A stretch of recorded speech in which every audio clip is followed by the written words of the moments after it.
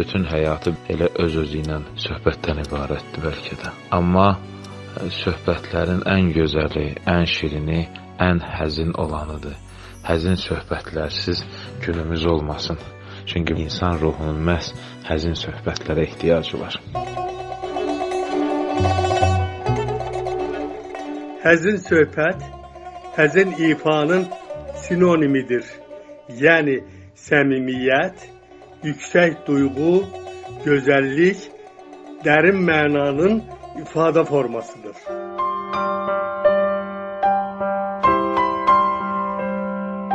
Həzin, qaymaq söhbətlərin vurğunuyam. Həzin söhbətlər ruhumuza bir həzinlik gətirir.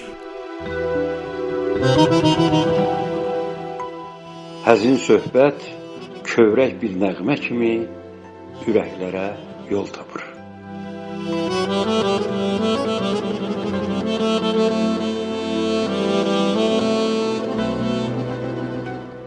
Həzin söhbətlər.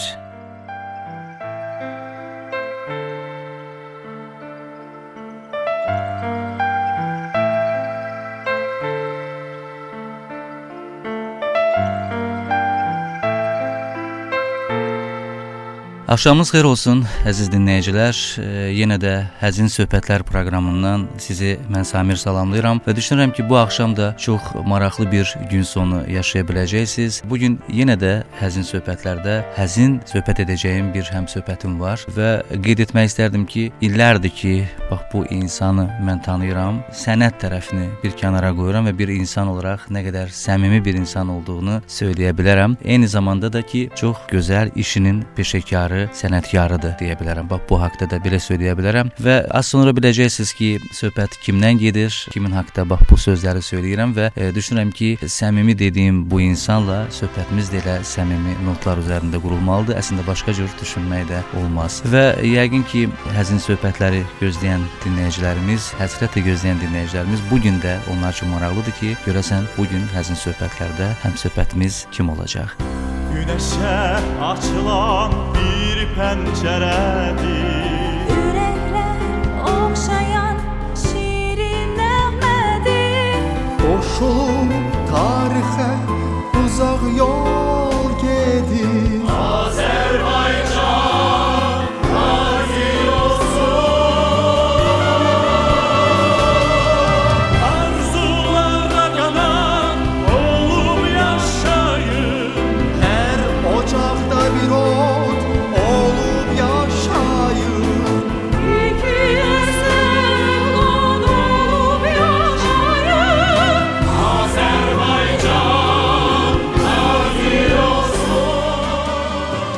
Mən çox vaxt uzatmadan çox böyük bir məmnuniyyətlə söyləmək istəyirəm. Bugünkü həmsöhbətim Azərbaycan Bəstəkarlar İttifaqının və Jurnalistlər Birliyinin üzvü, bəstəkar, həm də bizim doğma radiomuzun, ana radiomuzun musiqi verişləri redaksiyasının baş redaktoru, bəstəkar Azad Zahiddir. Azad müəllim, xoş gördük sizi həzin söhbətlərdə. Necəsiz? Əhval-ruhiyyəniz necədir? Sağ olun, çox gözəl. Təki gözəl olsun. Son günlər yaşanan məlum məsələlərlə bağlı təbii ki, hər birimiz özümüzü qorumağa borcluyuq. Nəinki özümüzü, həm də ətrafda olan doğmalarımızı, insanları qorumaq kimi bizim böyük bir vəzifəmiz var. İnşallah ki, bu çətinliklərlə tezliklə keçib gedər. Və mən söylədim ki, Azad müəllim bizim əməkdaşımız, bizim dəyərli həmkarımız, həm Bəstəkarlar İttifaqının, həm Jurnalistlər Birliyinin üzvüdür, həm bəstəkardır, həm söz insanıdır, həm musiqiyə bağlı bir insandır və o mənada düşünmək olar ki, bugün doğrudan da çox maraqlı bir söhbət olacaq. Bir yerdə ki, musiqiçi ilə söhbət gedir, musiqiçidən söhbət gedir, əlbəttə başqa cür düşünmək də olmaz. Sizə suallarım çoxdur, Azad müəllim. Bax, belə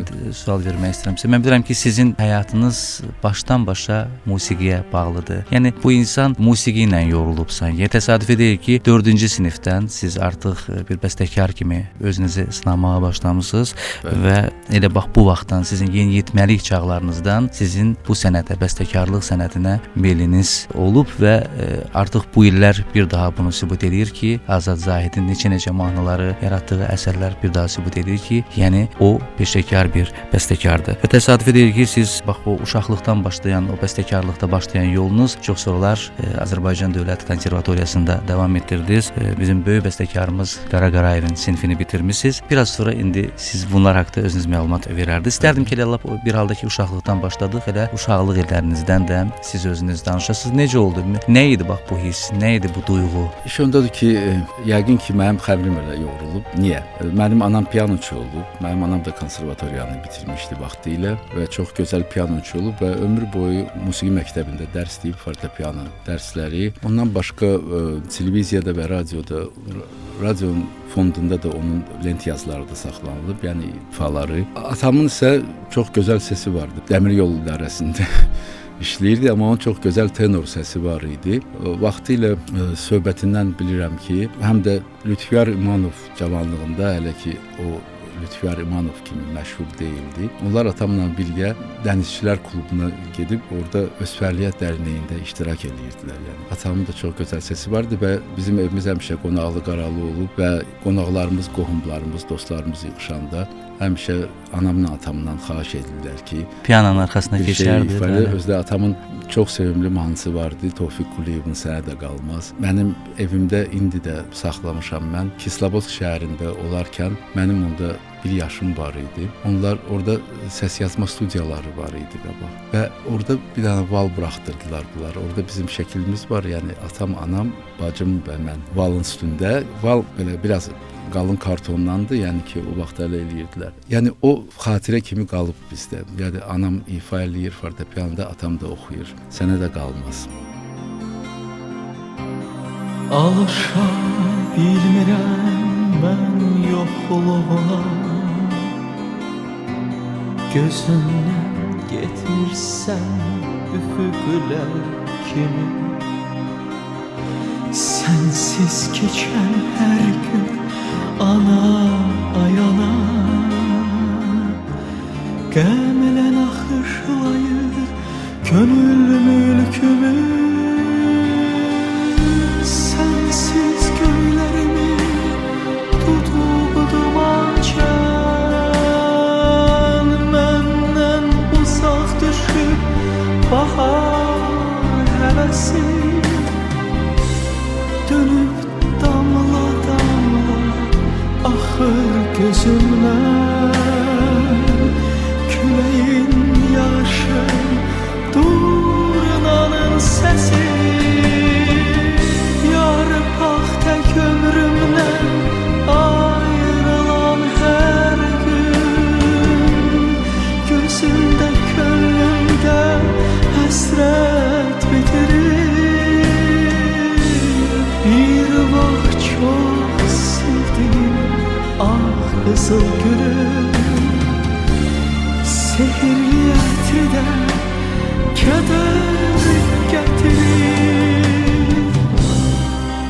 Azad müəllim, doğrudan da elə bax özünüzün söylədiyiniz kimi, yəni xəmriniz bununla yoğrulub, yəni bu yenidən gələn bir hissdir, bir duyğudur. Sözsüz ki, bax bu illər ərzində siz evinizdə ümumiyyətlə bir pianoçu ailəsində, bir musiqiçi ailəsində doğulmusunuz. Dediyiniz kimi atanızın da çox gözəl tenor səsi olub. Sözsüz ki, bax sizin marağınız buradan gəlir və bu illər ərzində siz bəstəkarlıq yolunda, bəstəkarlıq sayəsində addımlarda sözsüz ki, sizin də bu gün minnətdar olduğunuz, xüsusilə yəni özünüzə ustad saydığınız, müəllim saydığınız insanlar var. İstərdim ki, onlar haqqında, yəni hər bir kəs, hər bir sənət sahibi özünə bir ustad seçir. Ola bilər ki, sıx-sıx həmin ustadın, müəllimin yanına gedir, ondan dərs öyrənir və yaxud da digər şəkildə olur bu. Elə kənardan onu özünə, yəni bir ustad hesab edir, müəllim hesab edir. Elədir. Ümumiyyətlə bizim çox müəllimlərimiz olub və əlbəttə öncə anamın adını çəkməliyəm. İlk müəlliminiz anamızdır. Yəni ki, ilk müəllimim olub və o anam hiss elədi ki, mənim musiqi duyumum çox belə yaxşıdır və onda Bakıda bir dərslik çıxmışdı. Yegorova və Siroviç müəllifləri idi. Onlar Bakıda yaşayırdılar. Dərslik yəni ibtidai musiqiçilər üçündür. Mənim anam apardı məni o xanımın yanına ki, onun məsləhəti ilə mənə qulaq asdılar. O musiqi duyumu bilmək üçün orada bəzi sirlər var da. Yəni səni üzvü çörürlər royaldan o tərəfə akord götürürlər, deyirlər ki, bu notları oxu yenə, nə bilim nə var, belə bəzi şeylər vardı. Onlar dedilər ki, bunun musiqi duyumu çox güclüdür, bu dirijor olacaq. Anam çox sevindi Birinci sinifdə oxumuşam fortepiano bölməsində əlbəttə. Amma yavaş-yavaş indi nəysə dərsləri, etüdləri, pyesləri çaldıqca hərdən nəysə otururdum. Bir də gördüm ki, aha, nəysə özüm də nəysə musiqi bəstələyirəm. Bizdə də o zaman bizim görkəmli qadın bəstəkarlarımızdan olan Ədilə xanım Hüseynzadə kompozisiya sinifini aparırdı. Və 4-cü sinifdən onun dərslərinə getməyə başladım və 11-ci sinifəcən Ədilə xanım mənimlə məşğul olub və əlbəttə ilk yazı texnikasını, sonra musiqi formasını mən ondan öyrənmişəm. Məktəbi bitirəndə artıq mənim 2 romansım, mənim takkatam, mənim pyeslərim, prelüdiyalarım, bir neçə əsərlərim artıq var idi. Hansıları ki mən konservatoriyaya daxil olanda mən onları təqdim elədim və onları dinləyib qərara gəldilər ki, mən bəstəkarlıq sinifində oxuya bilərəm.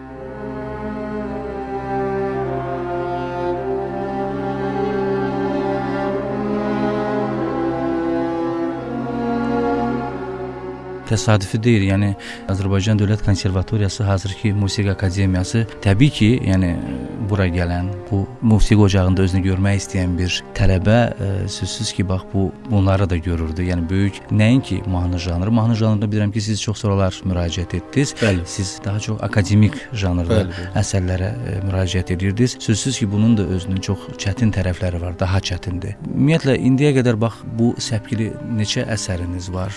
Bilirsiniz, ümumiyyətlə orada qabaqlar mən bilmirəm indi necədir proqram, amma qabaq elə idi ki, ən sadə formadan başlayırdın yazmağa. Yəni ki, bir kvadrat var da, prelüdlərdən başlayırdıq. Xırda 16 takt, 2 hissəli forma, 2-3 hissəli forma. Yavaş-yavaş gedirdik daha çətinliyə. Daha çətinliyə. Yəni birinci kursun birinci bölməsində ki, mən prelüdiyaları yazdım, mən orada artıq hansısa formaları bildim. Sonra keçdik artıq fleyta ilə fortepiano üçün skertso yazıldı. Sonra yazıldı sonata. Yəni ki, kurslar sonra yazıldı simli kvartet. Yəni ki, get-gedə çətinləşirdi. Sonra simfoniyetdə. Bitirəndə də mən artıq bütün simfoniya yazmışdım. Yəni uje püxtələşmiş bir bəstəkar kimi simfoniya yazmaq çox asan da deyil.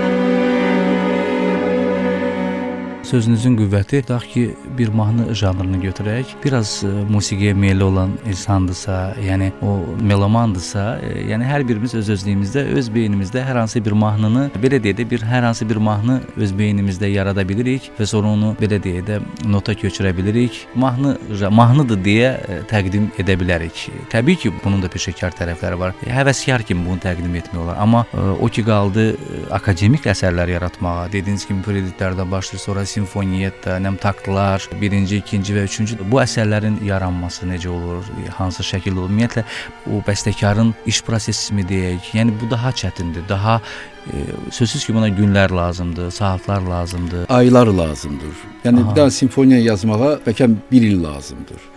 Yəni orada ümumiyyətlə simfoniya 3 hissədən ibarət, belə klassik formasını götürsək. Sonra elə birinci hissə onun öz qanunları vardı. Yəni ki, sən klassik formada yazırsansa, hansı ki o musiqi forma necə deyirlər, qanundur da. Yəni onun öz forması var. Onun girişi birdir, onun sonra əsas mövzusu, nə bilim, köməkçi mövzusu, sonra onun işləməsi, nə bilim, sonra onun qayıdışı. Yəni burada bir çox məsələlər vardı ki, hansını qulaq asan adi insan onu heç bilməyəcək ki, bu nədən ibarət. Onu yazmaq üçün gərək sən əvvəlcən sənin biliyin olsun, sən gərək musiqi formasını biləsən. Söhbət bundan gedir. Yəni ki, sən gərək professional olasan ki, sonra onu yarada biləsən. Musiqini düz deyirsiniz. Hər bir insan ola bilər nəysə zümzümə eləsin, nəysə yaratsın, amma yenə də o insan ola bilər ki, musiqinin dramaturgiyasını bilməyərək, o eləyə bilər hansısa melodiyanı yazar, amma o onu necə lazımdır, yəni ki, onun kulminasiyası var onun musiqidə. Yəni onu professional kimi və savadla savadlı şəkildə eləyə bilməyəcək. Sadəcə dediyim kimi, bayaq söylədiyim kimi, yəni həvəskar formada, yəni bunu həvəskar şəkildə hər bir kəs öz-özlüyündə bir mahnı yaza bilər, yarada bilər. Hətta az əvvəl nota köçürmək dedim. Bu not təbii ki, əgər musiqini bilmirsə bu insan nota köçürmək məsələsi də. O ki qaldı, yəni bu əsərlərə bax, Azad müəllim, bu əsərləri siz yazanda və bu belə deyək də bu əsərlər üzərində siz işləyəndə sözsüz ki, hər bir sənət insanının təsirləndiyi belə deyək də bir sənət insanları olur. Yəqin ki, siz qərb bəstəkarlarını, Avropa bəstəkarlarını da çox-çox dinləmisiniz. Bizim sözsüz ki, böyük Azərbaycan bəstəkarlarını da dinləmisiniz və təsadüfi deyil ki, siz Qara Qarayevin sinifində təhsil almısınız. Yəni o həmin bəstəkarlardan daha çox hansından təsirləndiyinizi hiss edirsiniz? Yəni onu dəqiq demək olmaz, bilirsiniz niyə? Çünki elə birinci sinifdən bizdə bir çox fənlər vardı.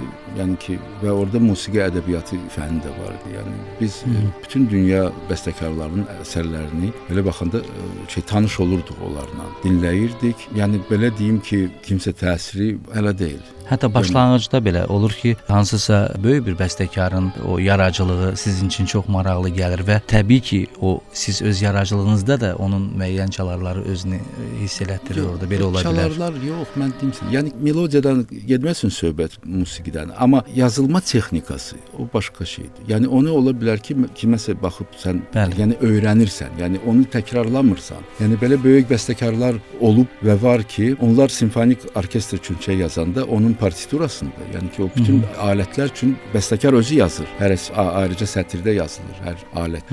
Yəni orada belə kombinasiyalar eləyir ki, yəni səslənmə adamı valeh eləyir. Partiturasını axtarıb tapırsan və baxırsan ki, bu bunu necə eləyib. Bu arada istərdim ki, dinləyicilərimiz bizim həmsöhbətimiz Azad müəllimin o əsərlərindən bir nümunəni bu arada dinləsinlər. Sonra isə bizim gözəl bəstəkarımız, bizim əməkdaşımız Azad Zahidlə söhbətimiz təbii ki, davam edəcək, əziz dostlar.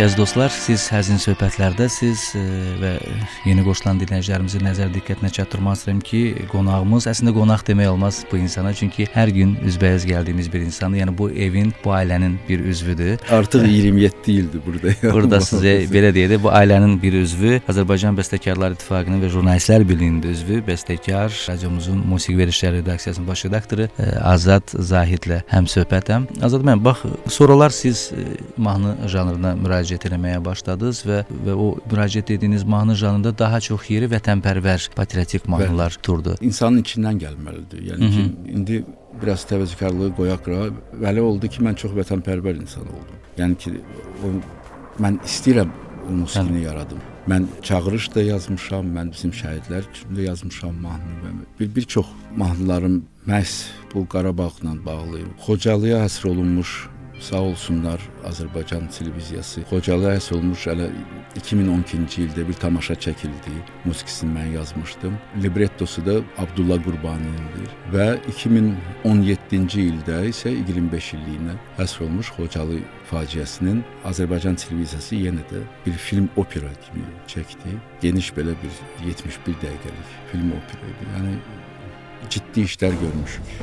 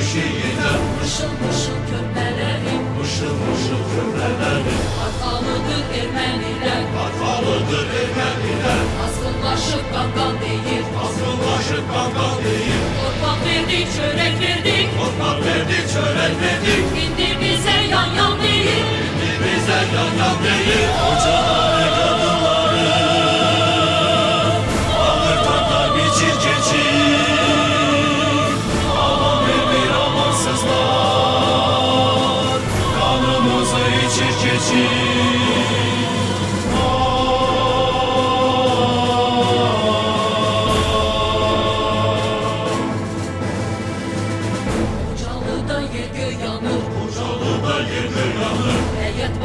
küçə qandır, həyət baca küçə qandır. Sabah damla açılacaq, sabah damla açılacaq. Necə qandır, necə qandır, necə qandır, necə qandır. Hər tərəf od içindədir, hər tərəf od içindədir. Bağ-bağatlar külə dönür, bağ-bağatlar külə dönür. Bu nə zülüm, nə müsibət, bu nə zülüm, nə müsibət. Yurt dağılır, ocaq sönür, yurt dağılır, ocaq sönür. Qala qala cəsədlərə, süngülərdə başlara bax. Dağlar daşlar qalamayır, dağlara bax, daşlara bax.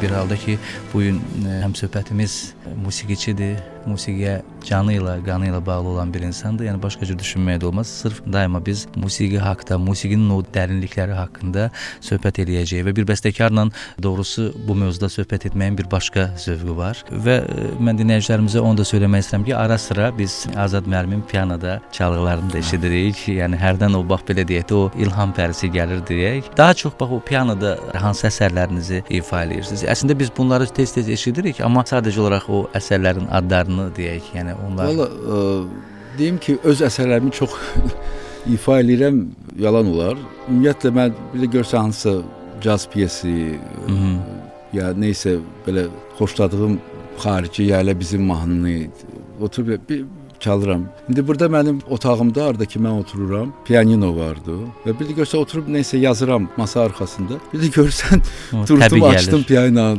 neysə çaldım, 2 dəqiqə getdim, oturdum, təzədən yazırım. Yəni ki, belə momentlər olur həyatda. Amma özüm, mən musiqini yazanda artıq onu ifa eləyirəm, o qədər ifa eləyirəm ki, nota yazanda.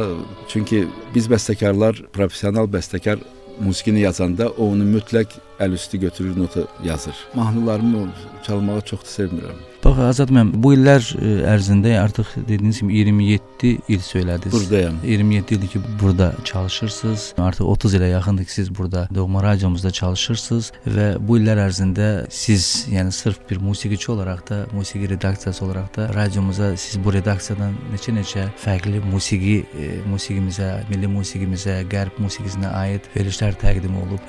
Yəni o verilişlərin istərdim ki, bugün zaman-zaman o verilişləri təqdim etmisiniz. İstərdim biraz da o verilişlər haqqında bəhs edəsiniz. Həmin verilişlərin doğrudan da bunu qətiyyətlə söyləmək olar ki, Azərbaycan musiqisinin təbliğində, çatdırılmasında böyük rol olub. Mən 93-cü ildə bura gələndə, sözünüzü mən məktəbi rus dilində oxumuşam. Yəni biraz çətinlik var idi mənim üçün Azərbaycan dilində. Yəni mən də öz qabağıma məqsəd qoydum ki, mən mütləq gərək öz ana dilimi sərbəst bilim. Və hardasa 7-8 ay keçdi. Mən yavaş-yavaş başladım verilişlər eləməyə. Əvvəlcə belə kiçik bir süjetlər verirdim efirə. Sonra isə bəyənildi. Hazırda bir 100-ə yaxın hələ fondda saxlanılır verilişlər. Bizim görkəmli bəstəkarlarımız, görkəmli ifaçılarımız haqqında bir çox verilişlər eləmişəm.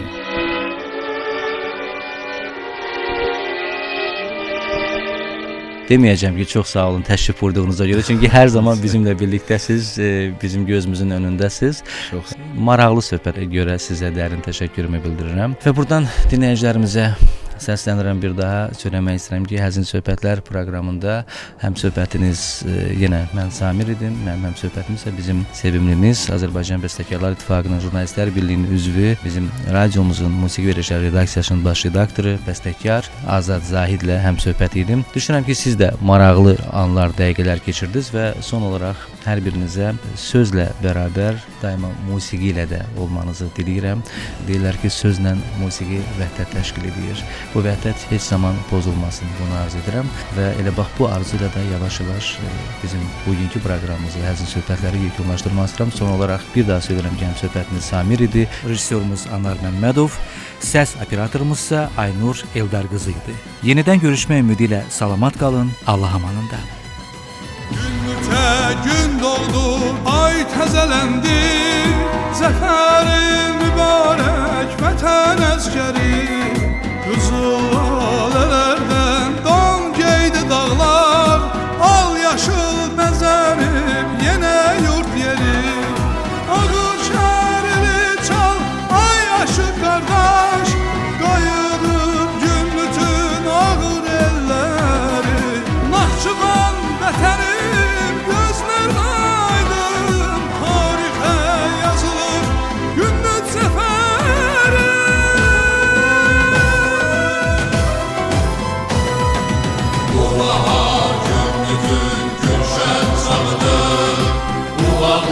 Şahlayır el səsə gəlir, qartallar qeyruru qızıl qayada, Zırnalı kərdindən əvəzə gəlir.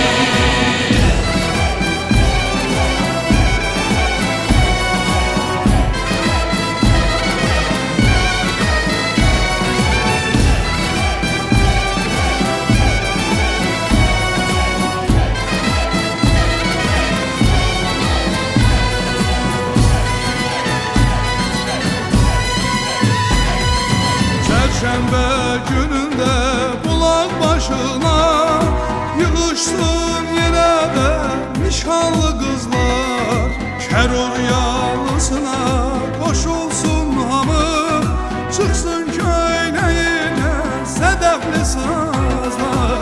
Elə ağıllar var Naxçıvanında, atından endirər şər qüvvələri, əlincə qalada toplaşır bugün hünər qüvvələri, hər qüvvələri.